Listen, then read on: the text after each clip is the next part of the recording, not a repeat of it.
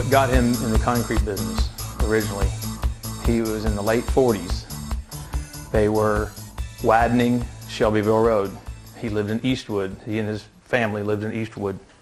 And his father was renting trucks, dump trucks and whatnot, to the contractor who was widening the road. It was Kelly Construction, I believe was the name of them, old-time company. But in front of Valhalla Golf Course, they were building the bridge.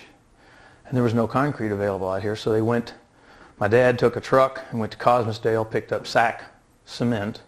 They went to Louisville and got sand, went to Middletown, got rock, and the contractor had a mixer and a crane, and they hand mixed all the concrete, and he helped carry the materials to put in the mixer, he and his brother and some other people, but they were working for my grandpa, he was working for his dad, and they poured that bridge. So his dad started thinking, there's not a concrete company out here, didn't know anything about it. So they went to Middletown, let's see, 1953, and started Holloway Ready Mix. My dad got out of the service, he was in Korea, and he got out at Christmas of '52, and he got $600 mustering out pay, and he borrowed, I think, $200 from my grandpa and $200 from his brother. So for $1,000 bucks, that's what got him started. So anyway, they were partners up until, so from '53 to 1960, my grandpa and 3 of his sons were partners, my dad being one of them. And then they split up. So one brother stayed with grandpa, and the other brother was my Uncle Gene, and he and my dad took a plant and some trucks and had a mobile plant. At that time, when they started with nothing. I mean, 2 or 3 trucks with little 3-yard mixers and just nothing. And Daddy a lot of times did the dispatching, drove the truck, loaded them, just whatever it took. And a lot of guys in those days, that's the way it was. They just did whatever it took. And then by the time they split up in 1960, they had 25 trucks and 2 plants, and it was a thriving business. So anyway, he and my uncles took the mobile plant, and my dad ran it, and they just went around to different sites doing jobs. They started stripping and started the quarry in '65, and then they brought the concrete plant after that. So '66 is our official start date. 1980, Louisville Gas and Electric was building the Trimble County generating station, and we got the contract on that. Set a plant up there, poured that for the first phase. They've done some stuff since then, but we poured the first phase of that. That was a big job. Well, I'll start a little before that. I went to high school with 3 of David's sons, and I've known them for 40-some years. And then went to work for them about 1980, I think. And they were at Trimble County doing the power plant. And Quality Ready Mix had the on-site plant for supplying the LG&E plant there, and that's where I really got to know David best, I guess. We had this big pour set, like I said, I think it was 7,000 yards over 3 days. He got there right when we started, and we worked 12-hour shifts, the truck drivers did, and the batch people, and they'd go home, and he stayed there the whole time. Slept in his truck, making sure everything was going just right. I think it was the second day I walked in there and I said, "David, you look," and he said, "Oh, thank you. I appreciate that." He had a 2-day-old beard, and his eyes were red like he'd been on a drunk. He just looked terrible. But he said he really appreciated me telling him that he looked bad. But he expected a lot and he gave a lot. I started with the company in 1983. The office was in Middletown at that time. The quarry and the ready mix plant were out here, but the office was in Middletown.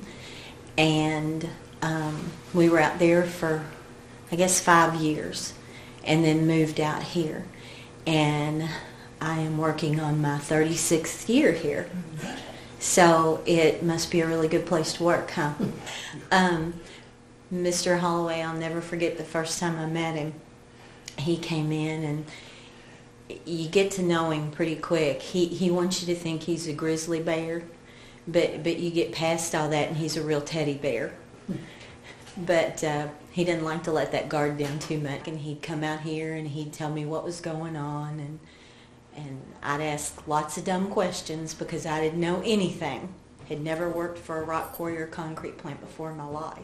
Out here is the place that I say that there's not a day that goes by that you can't learn something, and that's even after 36 years worth. I met Dave Holloway here at Rudd Equipment Company. Dave was a customer of ours that bought Challenge Cook mixers, and I'm pretty sure Dave bought one of our first front discharge mixers that we sold back then. And he also bought jackhammers and air compressors from us in the concrete business. But Dave was kind of a guy that tested you when he had a chance and made sure he wanted to do business with you. And one of the ways he tested me was I was a parts counter salesman, and he came in and sat down one day and started just absolutely blowing his breath at me like he meant to, just blowing his breath. And the more he blew, the worse it got. His breath was just stinking. So I got up and backed away from the counter, and Dave finally looked at me. He said, "What are you doing, Hoosier?" He said, "What's wrong?" I said, "Well, Dave, it's nothing." And so he kept pushing me like I was in a test with him, but I told him that his breath stunk, and he said, he got to laughing just hysterically, got up, walked out, spit something in the yard, come back in. He said, "That's my garlic test." He said, "I don't deal with people that lie." He said, if you're brave enough to tell me the truth, my breath stinks, I'll do more business with you. And they bought a lot of parts from us and then stayed with us as a customer for years. I got 3 brothers, 3 older brothers, and a sister. My sister's not involved in the company. We all started working here when we were kids. 12 years old, we started working out here every summer. And after we got out of high school or college or whatever our schooling was, then we started working. So we've been doing this, and Daddy kind of semi-retired, but he still kept his hand on the gas, on the throttle when he wanted to, or kind of kept his things going. But then I think he finally turned it over to us totally officially 7 years ago, maybe. Yeah. One of the things I did want to bring up was Daddy wasn't real big on being in associations and things like that. So he begrudgingly let us join because Jim Dieters came out, and Rouge Devan, I think, was the president then. They came out and talked to us and kind of talked about the benefits. And I had a couple friends that had gone to the concrete school and really benefited from it. So I convinced him to let us join. And I think it was in 94, I want to say. Early 90s anyway. It might have been 91, I don't remember. But we started in the early 90s, and it didn't take Daddy long to figure out that we were benefiting from it tremendously. Once he saw that, he was a big advocate of it, actually. He never went to a meeting, but he always asked me about it, and when I'd go to the schools or anything we could benefit from, and sent some of our other guys to the concrete schools, and he realized that it was helping us, and we were being it helped us be a better company all the way around. And so we've made a lot of connections and friends that help us. Daddy had his way of doing things that was obviously successful, but you learn from other people, and that association's been big with that. And he agreed, like I said, begrudgingly. He wasn't really involved with the association. I think his thing was he allowed Jonathan to be involved with the association, and he kind of ran with that. And that's where that was. David was doing concrete when it was rear trucks, when it wasn't easy, when not everybody did it, when there were only a few people in it. And the stories that any of these boys around here could tell you.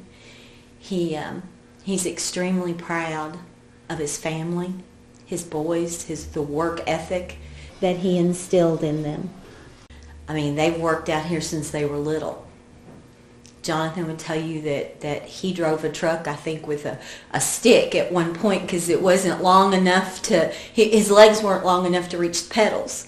So, but he would come in the office, and he wouldn't only bring me tickets. He would talk about his kids, and he would bring pictures in, because for a long time, it's a long time before I met any of the boys in person. I talked to them on the phone, but he would bring pictures in, and that's how I knew them. He'd come in and show those, and you could just tell the pride. Now, I don't know that he always told them that. I think he wanted to keep them on the down low that he was still gruff and mean, but he's so proud of his kids.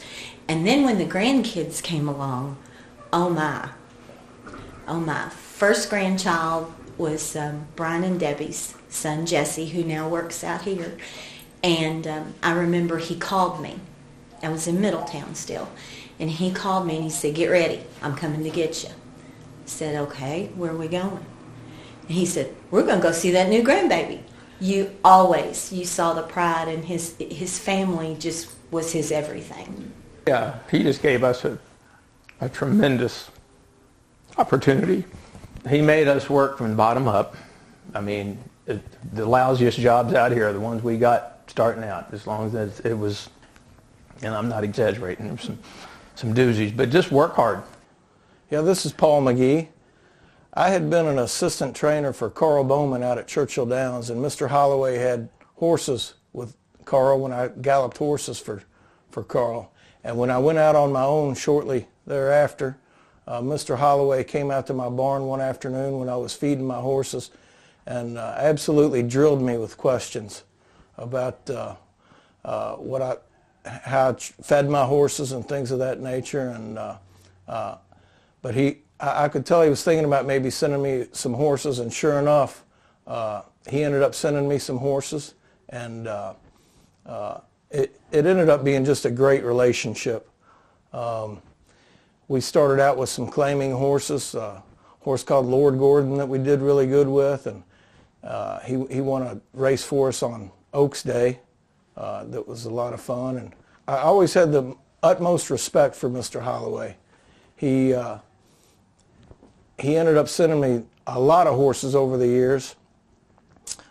Success was a nice horse that he sent me, and Dubious Miss was a homebred of his that he sent me, and he won the Ben Ali for us at Keeneland. Our stable star was always Bet on Sunshine. He was a great horse. He won some races for us he won a race for us on Oaks Day out at Churchill. He ended up winning 15 stakes races for us. And I loved that horse, and I know Mr. Holloway loved that horse as well. In all of our conversations about the horses, the amazing thing about Mr. Holloway was he always said, "You just do what's best for that horse." That was always how we ended our conversations. He was oftentimes very curt, just matter of fact, to the point. Yes, no, okay, thanks, bye.